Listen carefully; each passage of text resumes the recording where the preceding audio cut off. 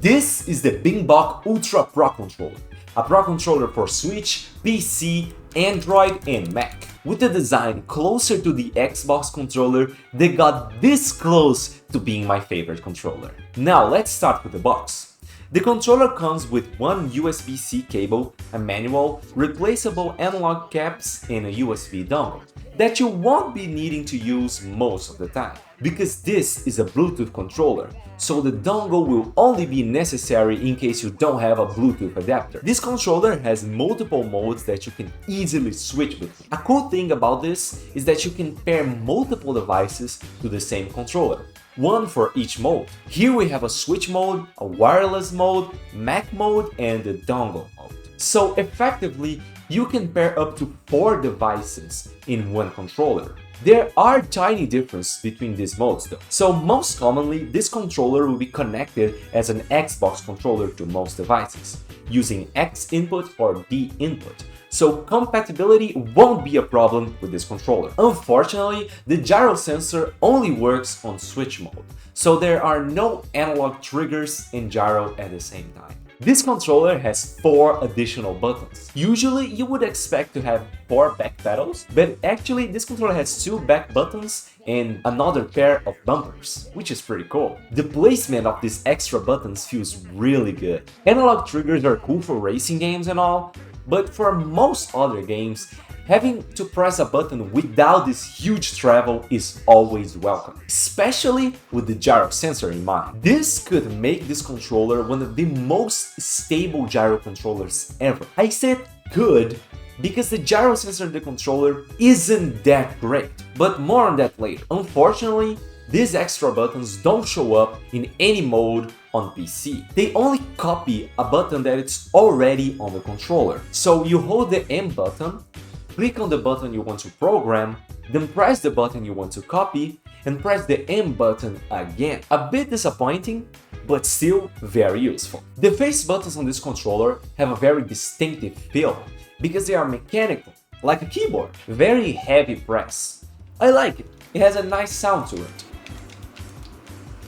The problem is that this isn't a very good combination with gyro. So if you want a stable gyro experience, I recommend minimizing the use of the face buttons. The analog sticks also leave a bit to be desired. They aren't Hall effect, and the dead zones are just fine. You can use the central switch to activate the zero dead zone mode, which is very useful, especially if the game allows you to customize the dead zone. On Splatoon, for example, the zero dead zone mode felt really close to the default Nintendo Switch Pro controller. One thing that I really like about the analog sticks is something that is common on most Pro controllers, and that is the different analog caps, especially to play with FlickStick. For those who don't know, FlickStick allows you to snap the camera to the angle that you pointed with the right analog stick. You can also sweep smoothly if you put the analog forward first. With FlickStick, players need to rely on gyro to look up or down, because the right analog stick will be exclusive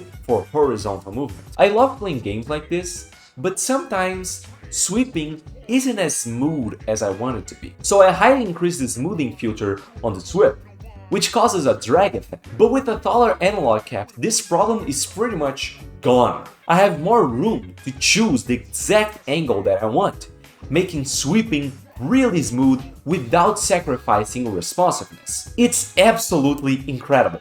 I want taller analog caps for all of my controllers now. Now, the most surprising part about this controller is the D-pad. Usually, I don't like the plate shape on my D-pads, but this D-pad is so precise, it's incredible. Other modern D-pads often send diagonal inputs while you're transitioning from one side to the other, but not on this controller. As you can see, this almost doesn't happen with this controller. It's very good. I have an arcade stick, but I will be definitely using this controller to play Street Fighter and other fighting games. Now, there are some bullet points that I feel like I need to mention, but I don't have much to say about them. Like, the build quality is very high, it's very comfortable to hold. You have this rubber grip, it's incredible. LEDs are cool, you can change the color and even make it rainbow. You can activate turbo mode and change the intensity of the vibration of the controller with these back buttons here. You can take out the D-pad, but this controller doesn't come with any replaceable D-pads or other formats of Dpad, so I don't know why this is here, but it is. This controller also has a rechargeable removable battery with 1000 mAh, which guarantees you like 3.5 to 4 hours of playtime. But you can highly increase that with common AA batteries. This controller also comes with a tiny analog cap, which is very similar to the GameCube controller, so I think this is like supposed to be used with Smash Brothers. And yeah, it's a bit faster, it's pretty good. Triggers and bumpers are very responsive. It's very close to the feeling of the Xbox controller.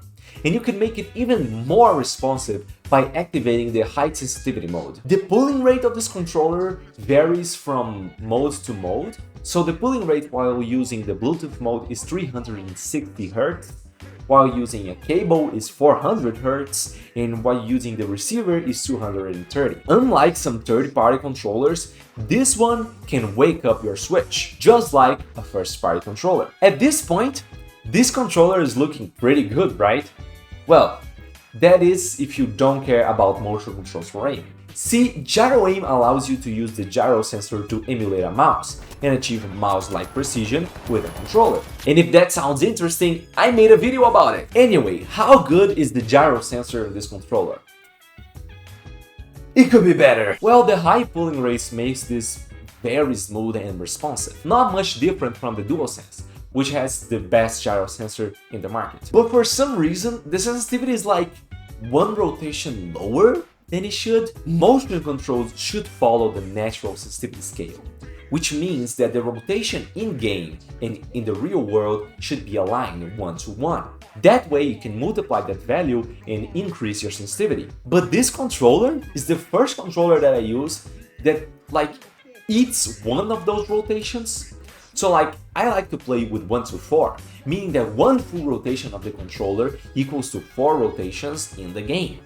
But this controller, even with the same settings that I always used, is like barely 3 rotations. And this happens on Switch too.